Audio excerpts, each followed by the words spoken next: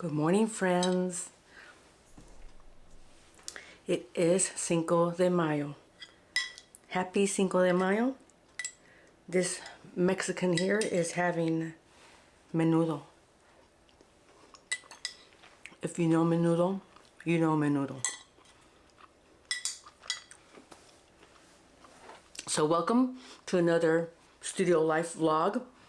And it's going to be a little different. Today I'm going to try to republish a vlog that I made a couple years ago, because really tomorrow is May 6th, and May 6th in our family is very important.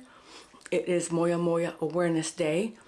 Moyamoya is a rare brain disease that attacks the arteries going to the brain, and there's no cure.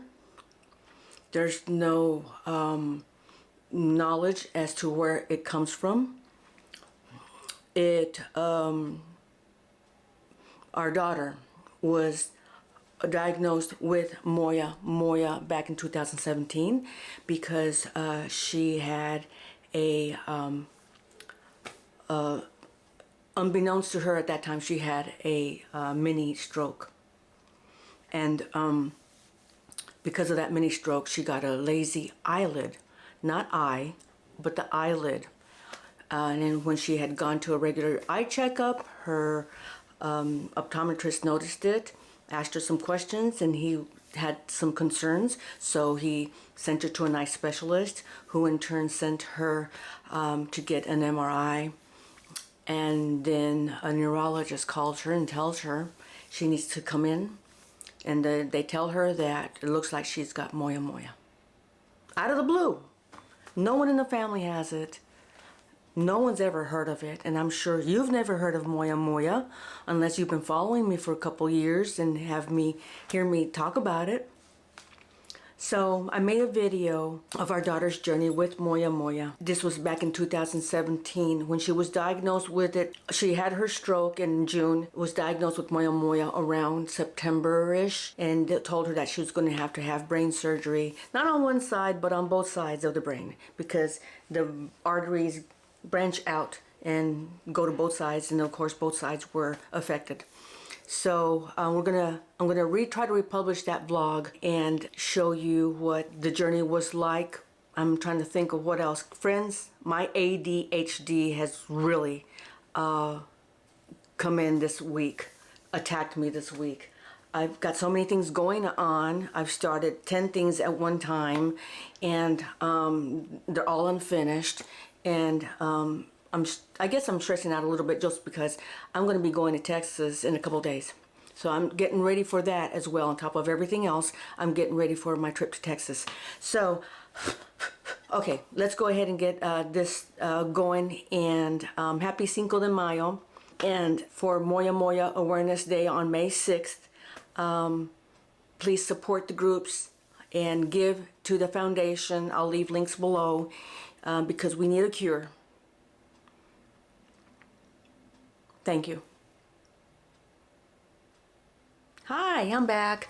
I was able to download that vlog that I was telling you about in regards to Moyamoya, and it's now getting ready. I'm now getting ready to edit it on my iMovie program. But just wanted to let you know, this vlog was done in 2018, the spring of 2018, around May. So just to let you know that I did it back in Michigan. The sound is a little primitive. It's not as good as what I have now, all the equipment and stuff, but it's still good. And it was done under my Studio M22 business, because that's what my business was named up in Michigan, Studio M22, not mzzbevcreates. I didn't start mzzbevcreates until after we moved here to Virginia in 2020. And so I just wanted you to keep that in mind as you watch it. So thanks again, friends.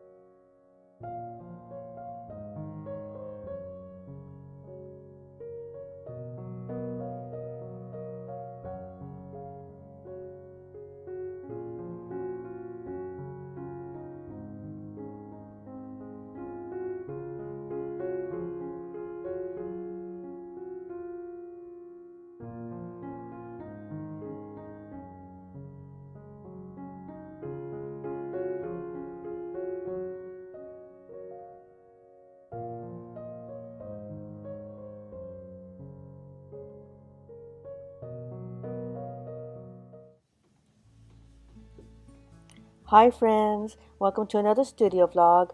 If you don't know me, my name is Miss Bev and my trusty sidekick is our corgi granddog, Dexter. And in today's vlog, one of the things you're going to do is find out why he is our granddog and why he's living with us. So you're probably wondering why in the world I posted all those people at the beginning of this vlog. Well, it's because they all have one thing in common. So as I tell you all about it, you will also be watching me create these button backing cards and pack some buttons. Before we get started though, allow me to note my disclaimer. I pulled these photos and stories off the internet and will post links to them in the description box below. I'm using this platform to promote awareness for a rare brain disease called Moyamoya, which means puff of smoke in Japanese. And that's what all those people at the beginning of this vlog have in common, Moyamoya. Either they or a loved one has been diagnosed with this disease. Moyamoya is a rare brain disease in which the carotid artery in the skull becomes blocked or narrowed, reducing blood flow to the brain. Then tiny blood vessels then open up at the base of the brain in an attempt to supply the brain with blood. When they collapse, it shows up in the MRI as a puff of smoke, as you see here in this image. When the brain doesn't get enough blood, the results can be debilitating, sometimes fatal. The symptoms of Moyamoya are TIAs, otherwise known as mini strokes or trans-ischemic attacks. Also full-fledged strokes, brain hemorrhages, seizures, migraine headaches, amongst a few.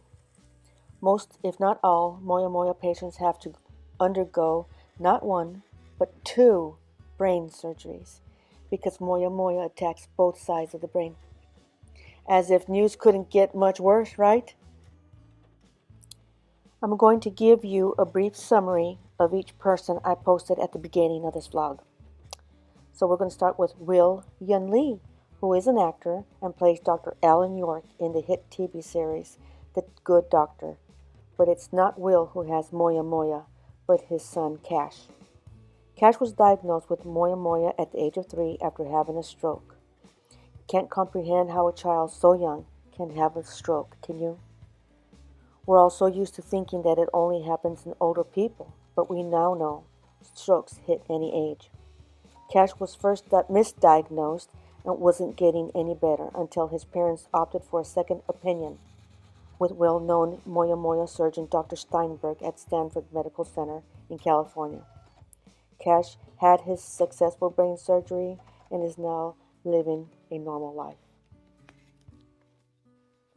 Next is Jennifer Lee, otherwise known as ToKIMONSTA, who is a popular DJ, record producer, and a Grammy Award nominee. Before 2015, ToKIMONSTA suffered with very painful migraine headaches until one day in 2015, her foot went numb and she said it felt like a ghost foot.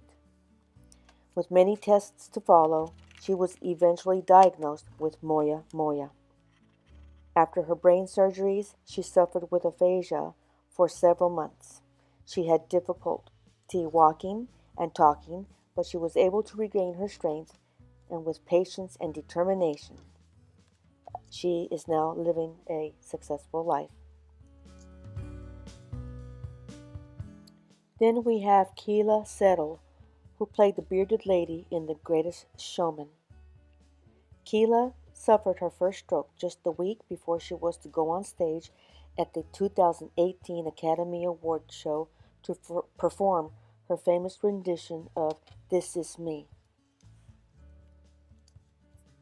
That following April, after being diagnosed with Moyamoya, Keala had her surgeries. They were a success, and she continues to do well and live a full life. And next we have Sophia Campa Peters. At the age of 6, Sophia suffered several strokes that left her paralyzed on the left side, and she was unable to walk. Soon after, she was then diagnosed with Moyamoya.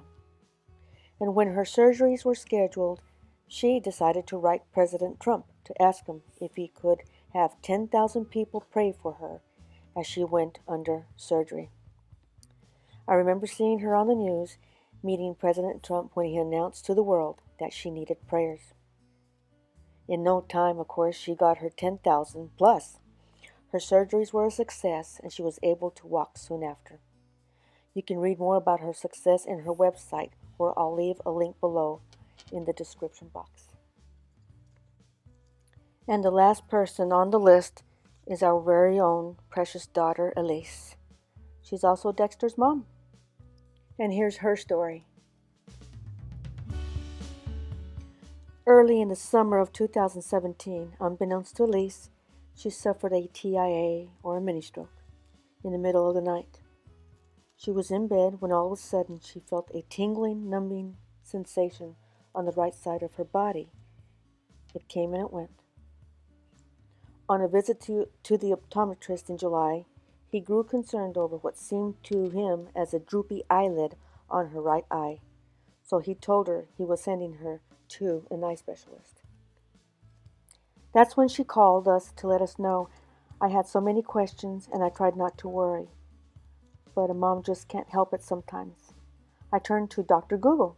That didn't help, as it talked about brain tumors and such, and I wasn't ready to hear or read that kind of stuff just yet. Living 800 miles from each other didn't help. When Elise met with the eye specialist, he was very concerned as well and decided to make an appointment for her to get an MRI done. When she called to give us that update, I just about broke down. I wanted to be with her so bad. I just couldn't bear her going through this alone. I mentioned to her my wanting to go down to be with her through this procedure, but she insisted that I wait. She was concerned about stuff she shouldn't have been concerned with, like me leaving her dad, my hubby, behind, and what was I going to do in between appointments. She was convinced I would get bored and probably drive her nuts, so I stayed. Fortunately, though, when it was time to get her MRI, her brother, who lived a lot closer, was able to get off of work and take her to the appointment, take her home, and stayed with her until the following day.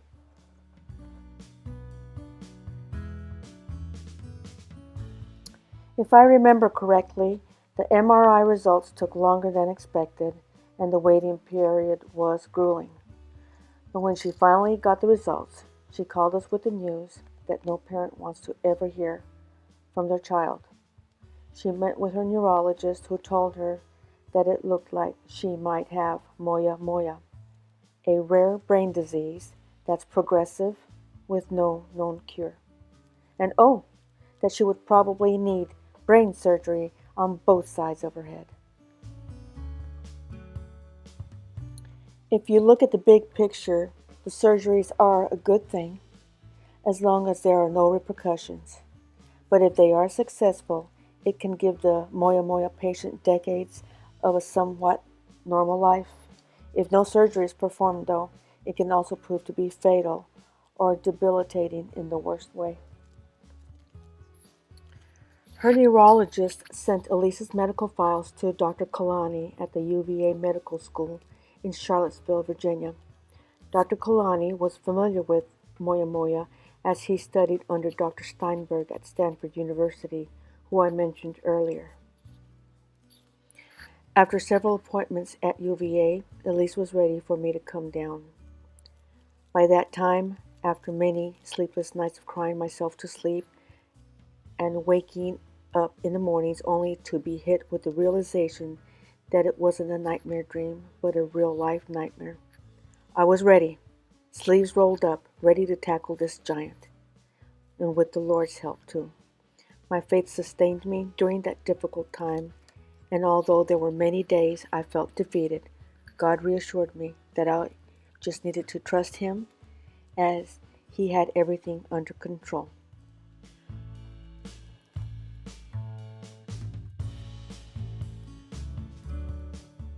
Watching Elise with her quiet strength was also reassuring. She never complained. She was, as usual, her quiet, strong self. Was like that growing up, never melodramatic, a presence of strength within her, just like her daddy. I arrived at her place October 28th, and then said goodbye to hubby, her daddy, the following day as he headed back to Michigan. As Halloween quickly approached, Elise dressed up like a scarecrow, and she allowed me to take this picture of her. Look at her long, beautiful ponytails. After this picture was taken, about a month later, all her hair was chopped off.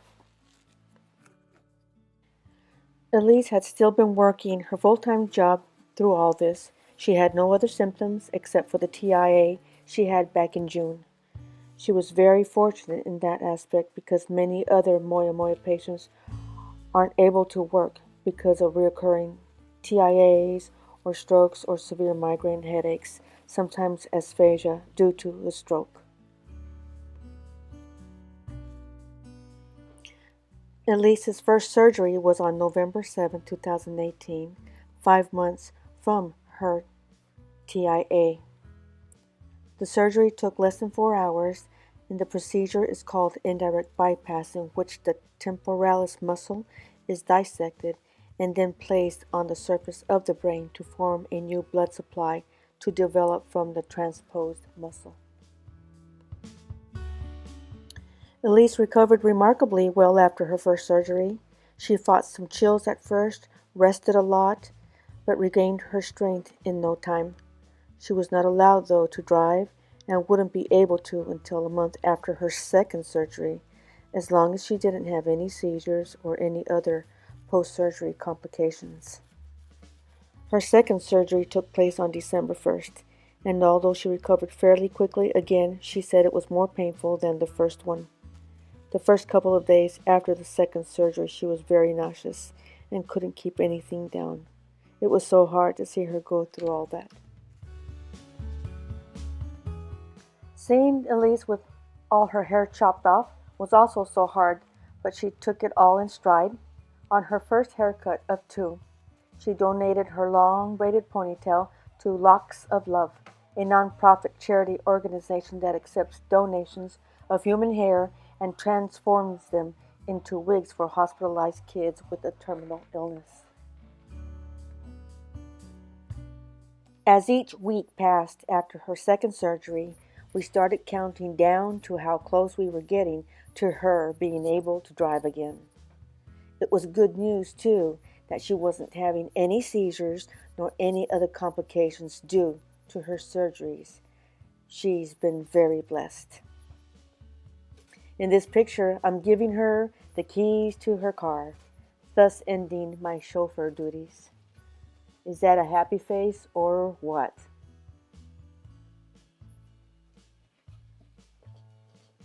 I believe it took another 2 weeks before she could return back to work.